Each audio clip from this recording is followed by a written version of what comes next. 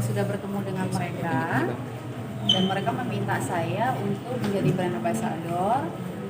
Ya seperti yang kemarin saya sudah jelaskan juga ya, akhirnya terjadi kesepakatan. Tapi di sini saya mau tekankan, kan banyak banget nih kayak investor yang lain mempertanyakan, kenapa awalnya Angel Elga CEO kok sekarang ini menjadi brand ambassador gitu ya. Itu banyak banget, itu juga saya minta pihak mereka nih semuanya ini angkat bicara, meluruskan semuanya gitu ya. Karena saya udah jelaskan juga kenapa waktu itu awal launching saya sebagai CEO, karena beberapa kali itu saya diminta harus mengakui saya sebagai CEO karena salah satu di developer ini, pendiri ini adalah salah satu pengakuannya adalah oknum istri seorang aparat gitu ya. Jadi ya udahlah gitu, saya ikutin. Seperti kemarin yang saya katakan lagi, saya percaya karena saya orangnya positive thinking aja ya, masa iya sih seorang istri aparat mau melanggar hukum, mau mempertaruhkan jabatan suaminya, itu penilaian saya pada saat itu. Dan pada saat launching pun suaminya yang dia kenalkan sebagai aparat ini juga datang, tapi mereka nggak mau tersorot kamera dan mereka tidak mau muncul. Makanya pada saat launching yang maju ini hanya kita yang terlihat yang kemarin yang teman-teman lihat kan gitu ya. Nah, saya ini pengen minta mereka meluruskan ini semuanya agar tidak jadinya fitnah gitu. Jadinya banyak orang-orang yang dirugikan nantinya taunya oh ini yang jalan punya, oh ini seperti ini gitu kan. Nah, ini sih saya minta. Sama yang saya tegaskan lagi, memang saya minta pihak kepolisian untuk bisa menghapus nama saya. Saya minta kepada pihak developer juga untuk bisa menghapus nama saya di situ sebagai angel token. Ini yang saya pengenkan gitu ya. Tentunya dengan prosesnya nanti berjalan seperti apa gitu. Paling nggak kita dikasih mereka waktulah untuk berbicara gitu ya, berbicara, meluruskan gitu. Kan mereka juga punya hak ya untuk apa ya Bang, untuk meluruskan semuanya. Yeah. Kalau memang benar katakan benar, kalau memang tidak ya silakan gitu kan. Memulai aja berarti sudah ada komunikasi. Kenapa? Sudah ada komunikasi dengan pihak pelapor. Saya terbuka ya. Makanya terakhir kali itu coba mana Bang? Makanya terakhir kali itu foto yang ketiga. Terakhir kali itu sebelum saya lapor, mereka itu berkali-kali meminta waktu kepada saya dan terus banget meminta waktu kepada saya dan minta lagi keringanan, tolong dong Angel, saya mau membayar Angel. Terus tapi kasih saya kesempatan lagi untuk meeting sama Angel, apa saya siapkan waktu. Ini terakhir kali saya ketemu masih baik-baik, ini Rata Kalim. Nah ini seorang istri seorang aparat itu yang meminta saya berkali-kali, akhirnya menemukan kesepakatan lah ya di sini. Ini akhirnya kita foto baik-baik, kita foto. Tapi yang tadi saya katakan lagi, setelah saya foto, saya nge-tag dia, saya kayak orang bengong gitu loh. Oh dia unfollow saya, ya kan? Nah ini yang saya pertanyakan juga, berarti ketemu saya di sini tuh apa artinya gitu, ya kan?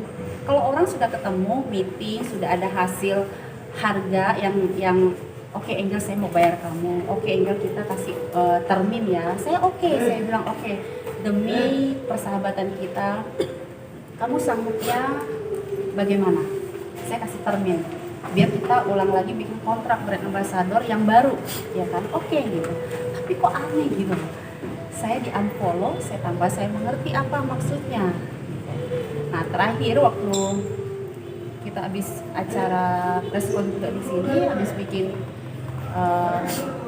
laporan juga, dia malah terkesannya ya saya nggak tahu ya, mungkin sangat percaya diri sekali, mungkin dia pikir dirinya adalah seorang istri aparat gitu ya. Ya saya tunggu aja lah, saya tunggu karena di sini kan saya yang dirugikan. Kita bekerja, memang tugas saya sebagai artis, sebagai brand ambassador, saya sudah melakukan kewajiban saya gitu kan.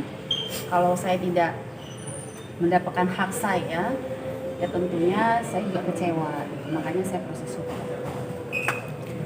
Kak Tata mungkin tadi ditanya apa aja sih sebenarnya? Ditanya seputar bagaimana cara memperkenalkan Mbak Angel. Ya mereka meminta saya untuk minta waktunya Angel Elga bertemu kapan dan di mana.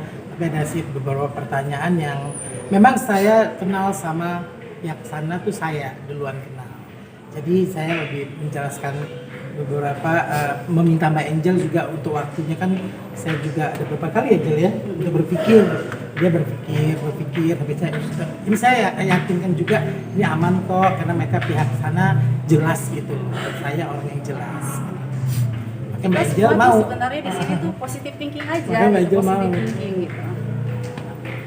Kalau Kak Oji itu memang setiap kali kegiatan saya kan namanya kita selain satu manajemen kan sudah saya anggap kayak kakak ya dari zaman dulu gitu ya. Kalau ada apa-apa mungkin saya cerita juga, dia juga mengetahui apa yang terjadi gitu ya.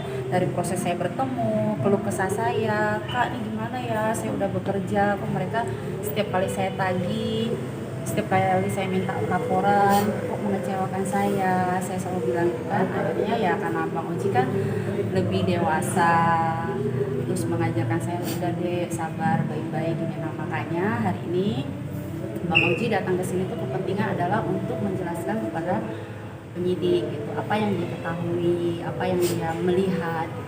Tapi bisnisnya masih beroperasi nggak sih? Ini yang saya khawatirkan.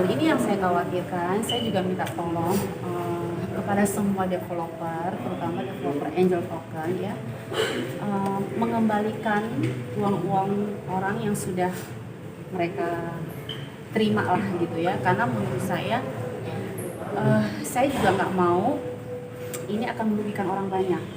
Saya ada bukti chatnya. Dari awal saya sudah mencium sesuatu yang aneh. Saya sudah bilang sama mereka, tolong keluar bicara apa adanya dan kembalikan uang investor ini. Kan? Saya bilang karena di sini yang dirugikan itu nama saya. Kan? Saya ada buktinya semua, chatnya semua ada bahwa saya meminta mereka mengembalikan ini semua. Bang, dari mata hukum dari perizinan sendiri sudah Bang cek belum sih Bang? Jadi legalnya resmi atau tidak Bang? Dari sisi perizinan memang kalau dari sisi Angel sebagai pelapor tidak ketemu karena dari awal sudah di drive cerita-cerita tentang aman kan dari sisinya Angel sehingga dia tergerak untuk ikut serta dalam kerjasama. Persoalannya dari sisi perizinan kami kuasa hukum maupun pihak penyelidik Polres akan bersama-sama mencari tahu sejauh mana perizinan ini ada. Kalau perizinannya ada, bagaimana dia proses legal standingnya dan siapa yang memberikan perizinannya? Apakah Bapepti, apakah yang lain, apakah bursa yang lain kan gitu kan? Nah, mengingat ini juga persoalan cryptocurrency ini masih baru di Indonesia juga, walaupun berjalan sudah 5 tahun, tapi bagi kami di dunia hukum dan pengacara ini masih baru. Sehingga kami juga perlu secara hati-hati meneliti, menganalisa, dan menelusuri sejauh mana aspek illegal standing, legalitas perundang-undangannya bagaimana. Nah, sementara ketika kami membaca secara pelan mengenai perundang-undangan yang melingkupi persoalan cryptocurrency, ini masih terkait persoalan perdata saja. Tidak ada aspek-aspek pidana yang tercantum dalam perundang-undangan. Tapi nanti kami akan diskusikan lebih lanjut secara detail. Dan kami mungkin akan membuat suatu conference mengenai persoalan cryptocurrency ini. Bagaimana aspek hukumnya di situ. Jadi nanti tinggal tunggu aja kapan kami siap. Nanti kemudian kami juga bekerja sama. Harapan kami bekerja sama dengan teman-teman media untuk bisa membuka secara jelas dan terang benderang apa sih ini kripto ini kan gitu kan. Mengingat kami pengacara pun masih agak samar-samar. Karena kami nggak pernah ikutan begitu. Hanya saja yang kami harapkan ketika ini masih di wilayah awang-awang, masih samar-samar, harapan kami jangan sampai masyarakat banyak tergoda dan ikut serta dalam suatu bisnis yang masih legal standingnya masih kami juga belum pastikan baiknya. Jadi kalau rugi bahaya, untung dapat, tapi rugi banyak bahaya. Akhirnya nanti masyarakat menjadi korban. Ini kejadian seperti ini. Jadi harapan kami akan mengadakan mungkin konferensi khusus untuk aspek hukum mengenai cryptocurrency. Tapi sampai detik ini badan hukumnya sudah terdaftar nggak sih PT perusahaan itu? Untuk kasusnya Mbak Angel Elga kami tidak dapat itu. Kami hanya dapat kontrak kerjasama antara pihak pribadi sebagai subjek hukum yaitu Kadanse dengan Mbak Angel Elga juga sebagai subjek hukum pribadi. Gitu. Jadi kami belum dapat apa dan bagaimana serta perusahaan apa di balik ini. Kami juga harus telusuri ini karena memang syarat untuk masuk ke wilayah bursa, baik komoditi, baik bursa falas, baik bursa yang sekarang, bursa kripto ini selalu syaratnya adalah berperusahaan. Tapi dalam kontrak ini tidak dapat dan bahkan secara terang-terangan Mbak ini juga nggak dapat juga. Oke, berarti bisa dikatakan bodong nih Bang ya? Sampai detik ini masih bodong? Amin. Kira-kira gitu. Mbak Angel mungkin setelah dilaporkan dari pihak terlapor ada upaya komunikasi ke Mbak Angel nggak sih? Sampai saat ini masih diam, tidak ada yang menghubungi saya juga. Ya saya udahlah, karena ini juga sudah masuk ranah hukum, ya saya sudah menyerahkan semuanya kepada lawyer saya. Ya biar diselesaikan, karena memang saya juga buta nih, saya nggak ngerti juga kripto ini apa, bagaimana cara ini saya nggak tahu gitu. Cuma nanti biar pihak hukumlah yang menyelesaikan semua. Cuma yang tadi saya katakan tadi, saya sangat sedih gitu loh. Kerja sama ini kok saya dihianati seperti ini. Terus yang sedih yang kedua kalinya lagi, ada beberapa investor yang komen di grup mereka itu, kan kita ada grup ya, namanya grup Token Angel Indonesia, sama ada token grup Angel Token Internasional gitu. Itu semuanya itu komentarnya itu tentang kembalikan uang. Nah artinya memang dari awal konsep ini sudah, menurut saya lihat komentar ini memang tidak baik gitu. Jadi saya memang di sini minta tolong pihak developer juga, gimana caranya untuk menghilangkan nama saya. Bukan berarti saya cuci tangan karena saya ini, karena memang bukan wilayah saya di itu sana. Saya hanya sebagai brand ambassador. Kecuali saya publish e-book, saya akan bertanggung jawab sampai A sampai Z, saya akan bertanggung jawab.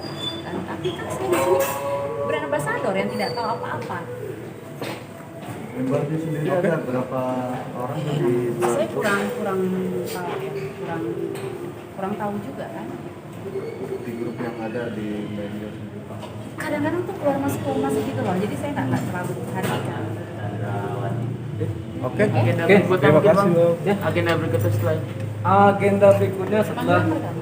pemeriksaan saksi, pemeriksaan barang bukti. Ini kan masih proses penyelidikan ya. Ini perkara 1199 dugaan penipuan modus cryptocurrency ya. Jadi agenda selanjutnya karena masih lidik tentunya berkemungkinan mengarah kepada pemanggilan terlapor untuk clearance, untuk memberikan klarifikasi apa sih yang terjadi. Seperti itu. Agenda berikutnya di wilayah kepolisian. Oke, cukup ya. Oke. Makasih Terima ya, kasih. teman-teman. Mas.